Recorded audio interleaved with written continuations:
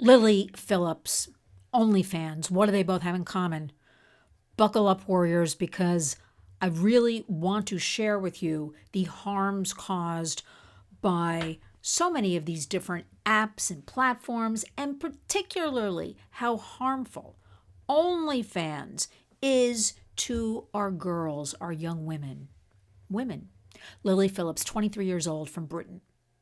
She recently slept with 101 men in one day to create content for her OnlyFans channel. So she recently, that was about 2 months ago, came forward to describe her experience in sleeping with 101 men, because now she has upped it to wanting to sleep with 1,000 men in one day. And you know what? I always thought sleeping, we got to find a better word for this. This is not sleeping with men or a man.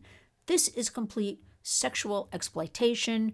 Call it rape, call it sex trafficking. We're going to get into that. OnlyFans. First of all, there's a myth. The myth is that so many women, for their content, are making all kinds of money, millions of dollars, this, that, and the other thing. Well, perhaps a few are, but I'm here to tell you from women I have spoken with directly, they are not making anything. Not nearly. OnlyFans has this great PR push and company behind them that tells you, you can be a model too. You don't have to go to work. You can do it from the beauty of your own home. You don't have to take off your clothes. You can just interact with a person who will sign up and subscribe to you.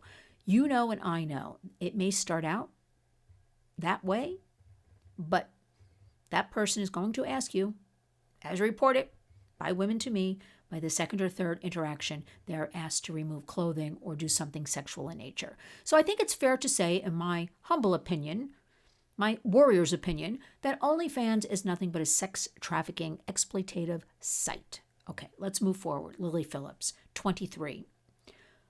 Where are her parents? How did she grow up? Why would she want to do this? It's one thing, now just hear me out here, to say, I want to be on OnlyFans, I want to try to make money.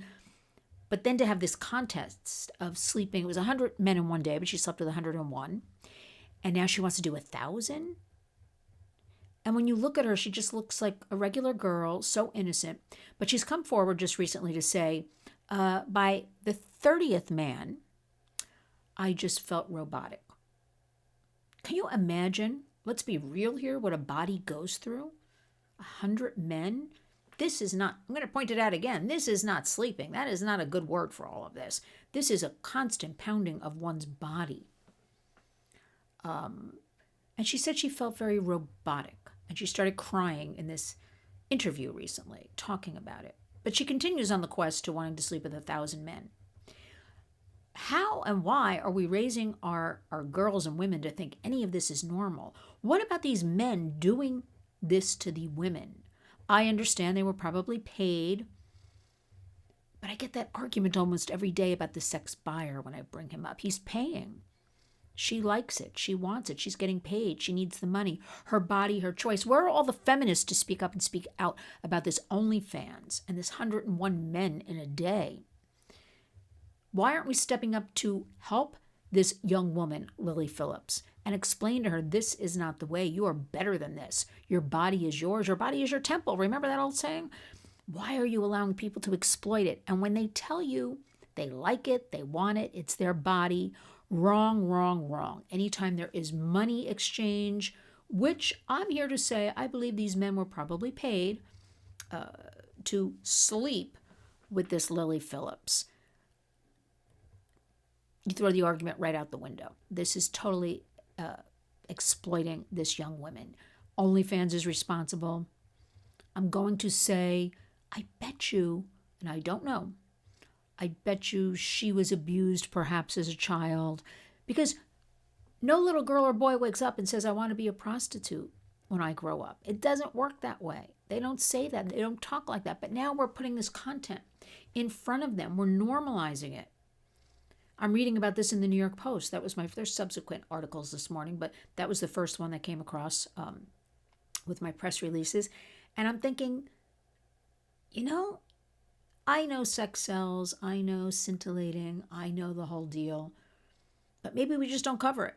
If we wouldn't give so much attention to something like this and glorify it, because I assure you, she will now be on different podcasts. She'll be paid to go to events, all kinds of stuff, right? But we're not talking about the harm, the inherent harm of all of this and our future, our girls, our future adult women, what it's doing to them. And it has to stop, and enough. So I'm a very mixed mind of, we don't need it, New York Post, covering this type of thing. What we do need, though, is the awareness, the truths, the facts. You're not making millions of dollars on OnlyFans. Maybe there's a handful of influencers or celebrities that are handpicked, in my opinion, to make that kind of money. You are being coerced. You're being forced. You're being lied to. So take stock in everything I'm saying. I did post the article. I'll put it in the body of this video. But I want everybody. I'm so afraid because I feel it. Going into 2025, the public is becoming so habituated because this content is being normalized. There is nothing normal about a 23-year-old woman who actually looks a lot younger to me. And it's not sleeping. I would say it's sexual assault. Whatever. I know she's of age. She's an adult. She can consent. But there's nothing normal about any of this. We really have to go into 2025, retool the thinking, but more than anything, because this is a tough one. I'm not here to say any of this is easy. We have to change the mindset of our young people. We have to let them know they're worth more than this. We have to figure out ways to empower them through economic empowerment. So some poor girl or guy, who lives in the middle of rural America who has where's he going to work or she's going to work? They're going to be at a Denny's or a CVS or Walgreens 20 miles away or something like that when they can stay home and in their bedroom, get on their phone, get on their computer, lift their top up or other things, right? It's a hard nut to crack. But I'm here to say, where can it go if this is how low we are right now?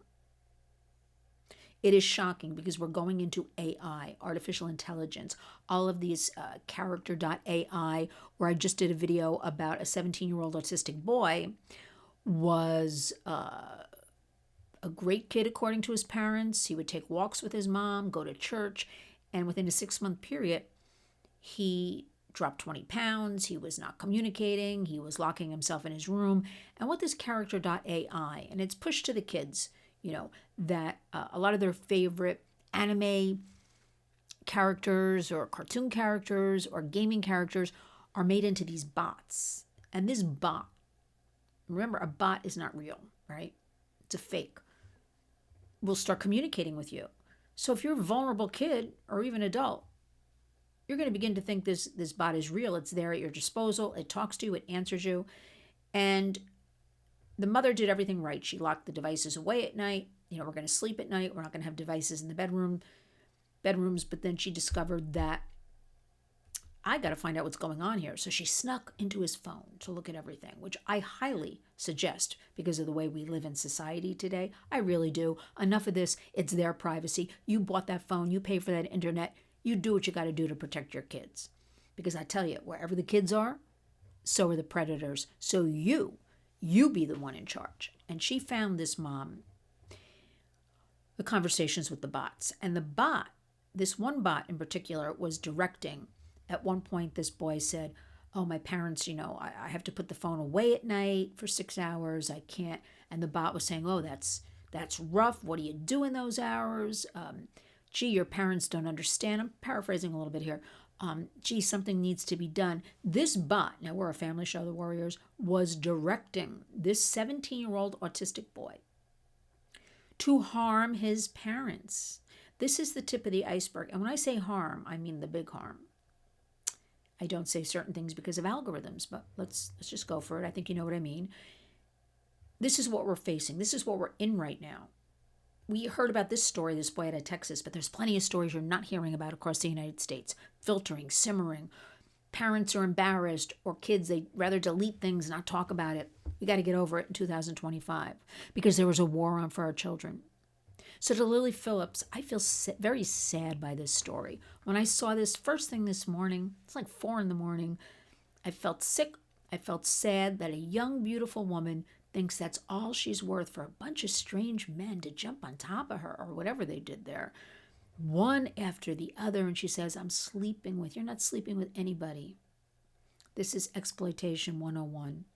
OnlyFans, I guarantee, is making millions off of her exploitation. Be on the lookout.